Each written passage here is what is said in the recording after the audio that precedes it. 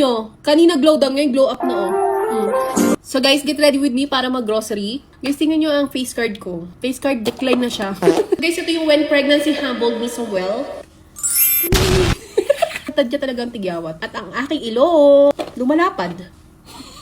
Bumurga talaga ilong ko. So, mag-makeup ako ngayon. Pero simple lang. Ito yung gagamitin ko ngayon, yung pink glowing cushion ng Skin Tipic. Sabi nila, ito yung pinaka-glow na cushion nila. Parang may filter in real life daw. So, tatry natin ngayon. So, ito yung pop niya. Sobrang ganda talaga. Pang swipe talaga siya sa face. Tingnan natin kung matatakpan niya yung chismis ko.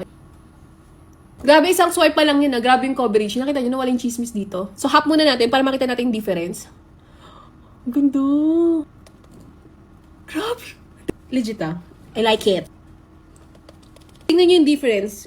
Na-shock din ako, legit. Ito, ang ganda. Ito part na to. Full face ko na siya. Atake na si mama sa grocery. Sabi naman sa smooth na ito. Oo, siya sa smooth ah. Totoo ah. O kahit sa personal oh. Para ako naka-smooth filter sa personal, sister. Oo, nabiblur niya talaga yung mga blemishes ko tsaka yung mga chismis ko sa face. Ang ganda. Tapos is na-glow. Aminin nyo, kanina glow down, ngayon glow up na oh. Siyempre dapat pantay, sister. Lagi nyo sasama yung leg nyo. Grabe, thanks po sa bagong info. Thanks po sa bagong info. Parang di po namin alam yan. Talaga, contour talaga ang ano ko ngayon. Sandalan. Guys, ito na yung finish look ko.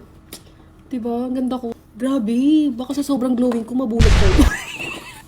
Mag-grocery lang yan.